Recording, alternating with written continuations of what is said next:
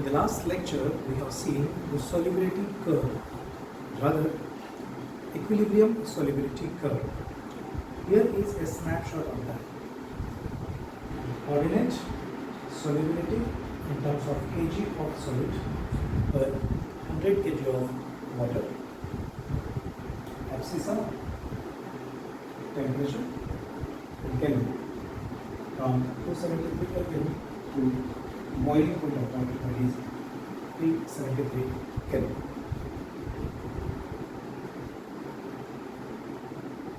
We have seen so many salts and their solution in view of their solubility in water.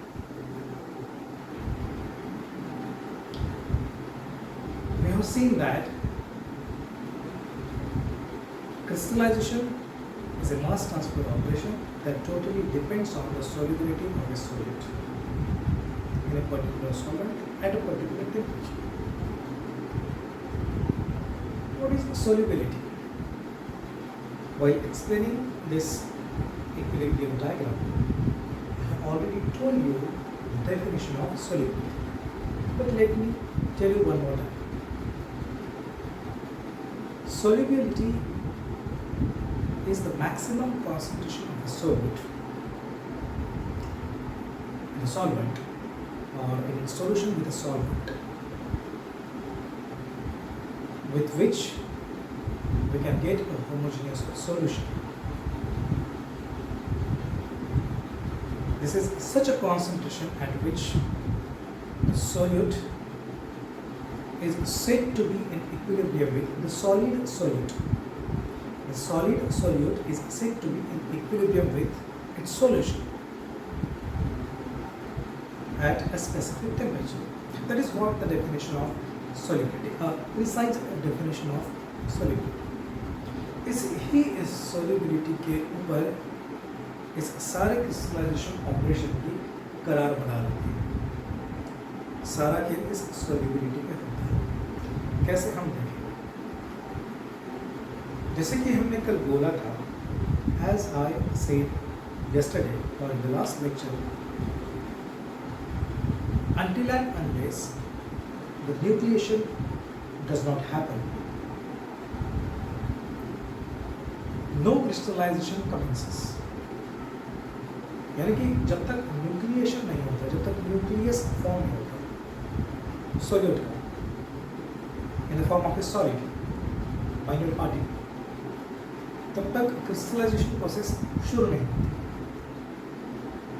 Crystallisation does not commence, ये हमने कल पढ़ा था. तो भाई ये न्यूक्लियस जो है वो कब फॉर्म होगा? ऐसी कौन सी सिचुएशन आती है कि जहाँ पर ये न्यूक्लियस फॉर्म होता है? The bulk of a solution, ये न्यूक्लियस तभी फॉर्म होता है जब उस सॉल्यूशन की सॉल्यूशन का जो कॉन्सेंट्रेशन होता है वो कॉन्सेंट्रेशन उस टेम्परेचर पर अपने इक्विलिब्रियम कॉन्सेंट्रेशन से ज़्यादा हो जाता है. इक्विलिब्रियम कॉन्सेंट्रेशन मतलब क्या? उस स्पेसिफिक टेम्परेचर पर उस सॉलिड की सॉल्युबिलिटी. तो उस स्पेसिफिक टेम्परेचर पर जितनी भी सॉल्युबिलिटी है उस सॉल्यूट की, उस सॉल्वेंट की, वो हो गया उसका इक्विलिब्रियम कॉन्सेंट्रेशन. उससे ज़्यादा अगर कॉन्सेंट्रेशन हो जाता है तो हम कहेंगे कि क्रिस्टलाइजेशन हो सकता है. Crystallization can begin, crystallization can commence. तो जब ऐसी सिचुएशन आती है तो न्यूक्लियस फॉर्म होता है. ये फेवरेबल कंडीशन होती है न्यूक्लियस फॉर्म होने की. अब जैसे कि मैंने बोला था कि 3 मेथड्स होती हैं क्रिस्टलाइजेशन ऑपरेशन कैरी आउट करने. ये 3 मेथड्स उस चीज़ पर काम करती है जो चीज़ मैंने आपको बोली. That thing is increasing the concentration of the solute in the solution beyond its equilibrium concentration. Equilibrium concentration मतलब क्या? Solubility. What is solubility? It is the maximum concentration of the solute in the solution that that is set that sets the solute in equilibrium with its concentration in the solution along the curve. This is for KLO3. It's an equilibrium solubility curve. At this particular temperature, solid solutes of KLO3, how much? 60 kg of solid KLO3 is in equilibrium with its solution at this temperature. This is what the solubility is. तो 3 methods जो मैंने बोली थी उसमें की पहली method है bye evaporation.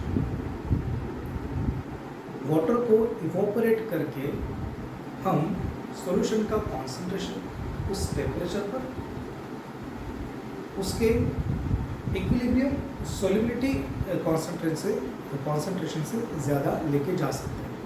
कैसे? हम एग्जांपल के तौर पे देखेंगे. यहाँ पर एक सॉल्ट आपको दिख रहा है NaCl. Are you able to see it? Good. So this is the solubility curve of sodium chloride. We are able to see that no profound or no precise or no appreciable effect of temperature is being observed on the solubility of sodium chloride. ऐसे salt के solutions को हम crystallise कर सकते हैं bye evaporation, क्योंकि temperature का उसके सोल्यूबिलिटी पर कोई खास असर नहीं होता, लगभग निग्लिजिबल असर होता है. हम उदाहरण लेंगे सोडियम क्लोराइड. हमने सोडियम क्लोराइड का एक सॉल्यूशन बना लिया. हमारे पास 100 kg वाटर है. उस वाटर का टेम्परेचर 273 केल्विन है फॉर एग्जाम्पल, और 273 केल्विन टेम्परेचर वाले 100 kg वाटर में हमने कितना डाला सोडियम क्लोराइड? लगभग हमने डाला, ये टोटल 25 है तो उसका आधा 0.5 उससे थोड़ा 1 मतलब 11 kg सोडियम क्लोराइड हमने उसमें डाल दिया. इसमें 100 kg वाटर जिसका टेम्परेचर 273 केल्विन. अब समझने सी बात है कि उसकी सोल्यूबिलिटी से वो मैच कर रहा है. ऑलरेडी सोल्यूबिलिटी कितनी है? 11 kg in 100 kg of water at 273 kelvin. Situation कैसी है? वाटर कंप्लीटली सोल्यूबल हो जाना चाहिए, डिजॉल्व हो जाना चाहिए, हो गया. अभी जैसे जैसे टेम्परेचर बढ़ रहा है सोल्यूबिलिटी पे कुछ खास असर हो नहीं रहा है, और अगर होता भी तो वो बढ़ ही रहा है, थोड़ा कम दिख रहा है तो वो निग्लिजिबल है. लेकिन अल्टीमेटली अगर आप देखोगे तो ये शेप जो है वो थोड़ा ऊपर उठ रहा है, मतलब सोल्यूबिलिटी थोड़ी इंक्रीज हो रही है. कोई बात नहीं, देखते आगे क्या होता है. अब क्या किया मैंने, अब ये जो सॉल्यूशन बन गया है, मान लो ये बनाया नहीं है, पहले से तैयार है. अभी मुझे उसमें का जो सोडियम क्लोराइड है उसको क्रिस्टलाइज करना है. एक सॉल्यूशन सोडियम क्लोराइड का जिसका टेम्परेचर 273 केल्विन है और जिसमें 11 kg सोडियम क्लोराइड है, हमें पता है. अभी मुझे इस सॉल्यूशन में जो सोडियम क्लोराइड है उसको क्रिस्टलाइज करना है. I want to crystallize it. तो मैं क्या करूँगा, उसमें का जो वाटर है उसको इवोपरेट कर लूँगा, कुछ वाटर को इवोपरेट कर लूँगा. अब इवोपरेट करने के बाद क्या होगा, देखिए. इवोपरेशन के लिए मुझे उसका जो टेम्परेचर है वो कम से कम 373 डिग्री सेल्सियस तक बुला रहा है. एक्चुअली बॉइलिंग पॉइंट एप्रेसिएट हो जाता है तो मैं उसका टेम्परेचर 380 केल्विन रखता हूँ. 380 केल्विन जो कि वाटर के बॉइलिंग पॉइंट से थोड़ा ज़्यादा है. एप्रेसिएशन हो गया ना सॉल्ट डालने के कारण. तो 380 केल्विन मतलब यहाँ कहीं मैंने उस टेम्परेचर को एडजस्ट कर दिया. वाटर बॉईल होने लग गया, सॉल्यूशन बॉईल होने लग गया, जिसमें का सॉल्ट अंदर ही रहेगा सॉल्यूशन के अंदर और वाटर इवोपरेट हो जाएगा. That is what is evaporation process is operation is. So water evaporate कर दिया मैंने. वाटर इतना इवोपरेट कर दिया, मतलब मान लो कि 40% of the water is evaporated. कितना? 40%। तो पहले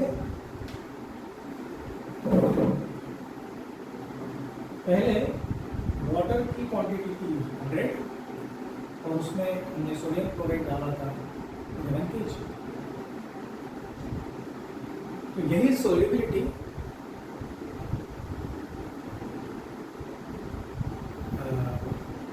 ये जो सोल्युबिलिटी है वो किस डिग्री सेल्सियस पर है? वो 73 केल्विन पर है।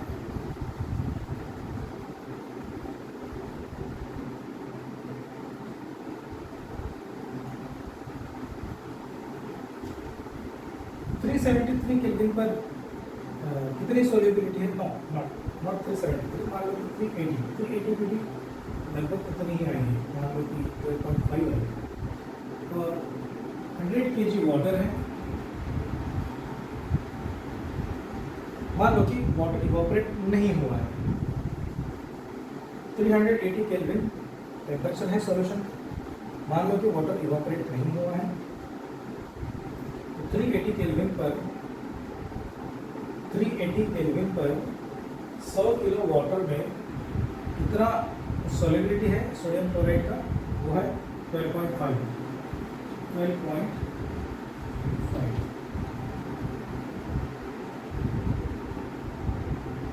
अब जैसे कि मैंने बोला कि 380 केल्विन पर 100 kg में 12.5 kg सॉल्ट ही सोल्यूबल है। और मैंने बोला कि 40% वाटर इवोपरेट हो गया है, मतलब अभी वाटर बचा कितना? 100 में से 40 चला गया, 60 kg। तो 60 kg के लिए 380 केल्विन पर कितना सोल्युबिलिटी हो सकता है? कितना kg सोडियम क्लोराइड डिजॉल्व हो सकता है? एक्स की वैल्यू हम कैलकुलेट करेंगे। एक्स की जो वैल्यू है वो आ जाएगी 12.5 multiplied by 60 divided by 100।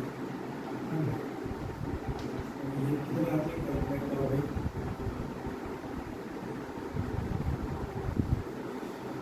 Calculate this.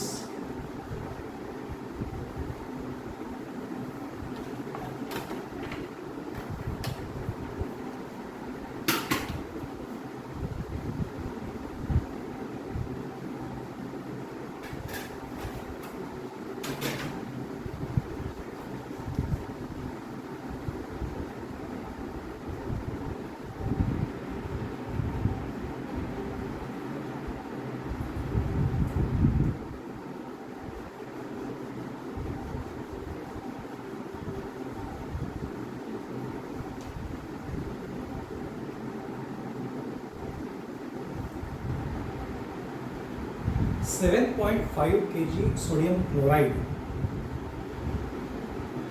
380 kelvin पर 60 kg वाटर में डिजॉल्व हो सकता है। 380 केल्विन टेम्परेचर अभी पहुंच गया सॉल्यूशन, जिसके कारण 40% वाटर इवोपरेट होगी। अभी वाटर की क्वांटिटी है 60 kg। तो 60 kg में इस सोल्युबिलिटी के हिसाब से कितना सॉल्ट डिजॉल्व हो सकता है? 7.5 kg। पर इस इवोपरेशन में सॉल्ट तो इवोपरेट नहीं हुआ है, सॉल्ट तो जैसे कि वैसे रहा है। मतलब कितना रहा है? 12.5 kg रहा है।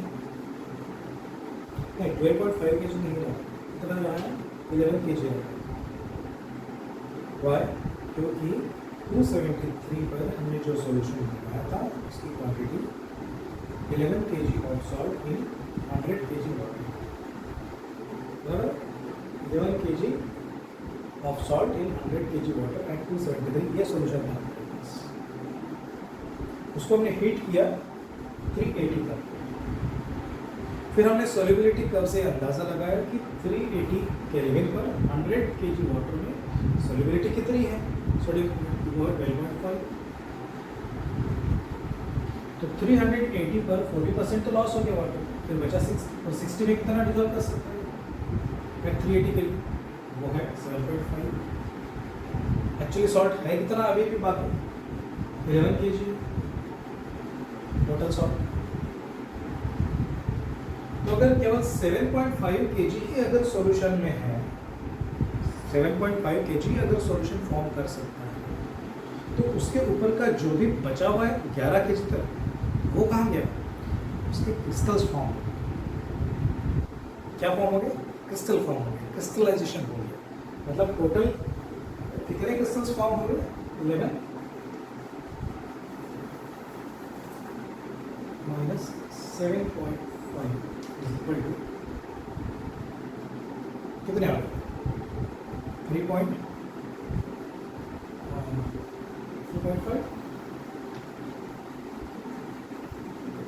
मतलब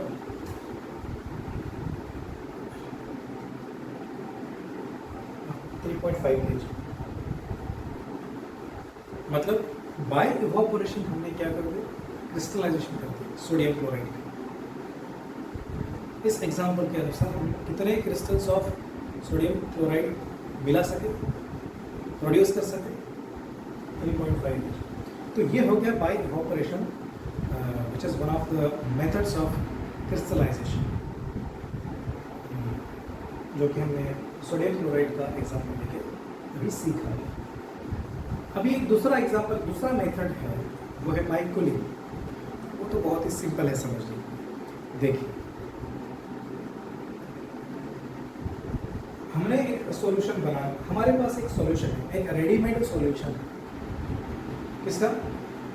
पोटेशियम नाइट्रेट का एक सॉल्यूशन है यहाँ, जिसका टेम्परेचर है 333 केल्विन और उसमें डिसॉल्व हुआ है 95 kg of potassium nitrate. Full quantity में हमने उसको डिसॉल्व कर दिया up to its solubility limit, up to its equilibrium concentration. कितना है? 333 केल्विन पर 100 kg वाटर में 95 kg ऑफ केल्विन। ये हो गया इक्विलिब्रियम कॉन्सेंट्रेशन, एक सॉल्यूशन है हमारे पास। अब मुझे उसको क्रिस्टलाइज करना है, तो मैं अभी कूलिंग करूँगा। कूलिंग करके मुझे बोला गया कि इसको कूलिंग करके क्रिस्टलाइज कर दो, तो मैंने क्या किया? कूलिंग शुरू कर दिया।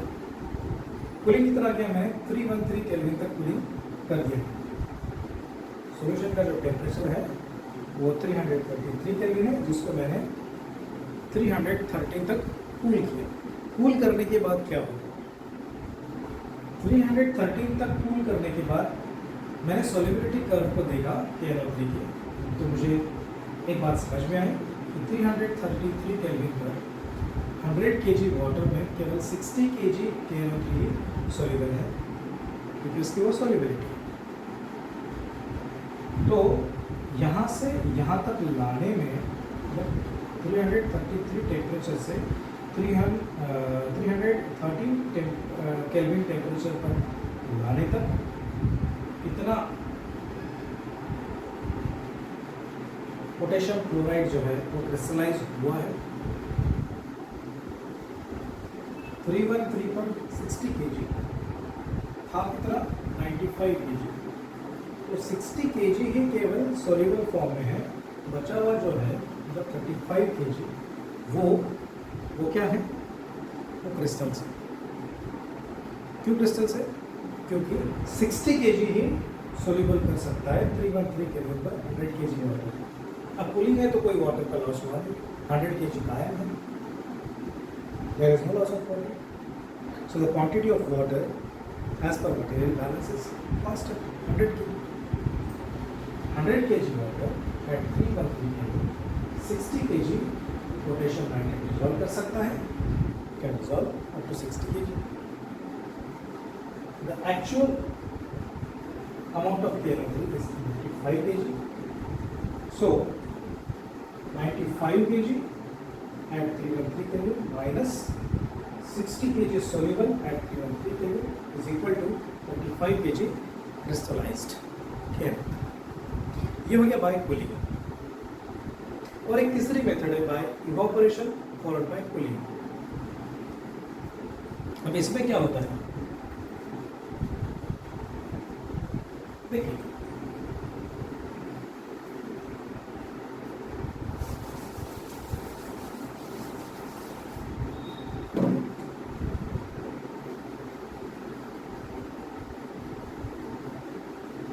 फिर से पोटेशियम नाइट्रेट सॉल्यूशन का हम एग्जाम्पल 333 केल्विन पर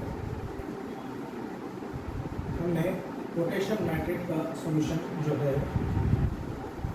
उसका कॉन्सेंट्रेशन कितना पाया 95 kg है 100 kg वाटर में एंड 333 केल्विन। अगर मैंने इसको इवापोरेट कर दिया वाटर, मान लो कि 380 केल्विन का टेम्परेचर बने रहता है, वाटर इवापोरेट हो गया, कितना इवापोरेट हो गया, मान लो कि 60% ऑफ वाटर इवापोरेट कर दिया। सबसे पहले मुझे ये पता करना पड़ेगा कि 380 केल्विन में सॉल्युबिलिटी कर्व के अनुसार क्या सॉल्युबिलिटी है।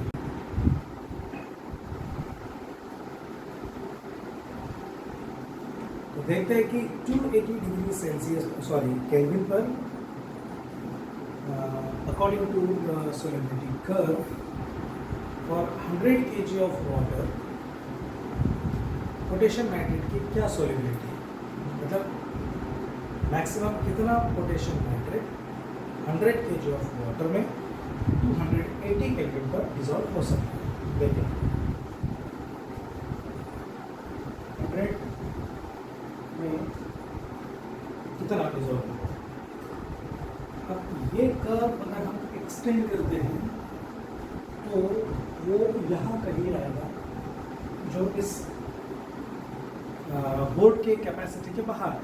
तो मैंने रेफरेंस वैल्यू पढ़ ली है, वो रेफरेंस वैल्यू मैं आपको यहाँ पर लिख कर देता हूँ, वो है 247 kg। कितनी है 247 kg।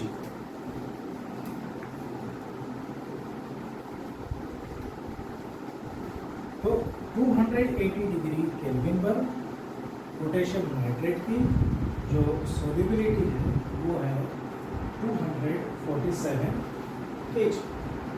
अब 280 केल्विन पर पोटेशियम नाइट्रेट की 40 kg वाटर, यहाँ 100 kg वाटर का डेटा है, 40 kg वाटर में कितनी सोल्युबिलिटी है वो इस प्रोपोर्शन में हमें पता चल जाएगा। देखते हैं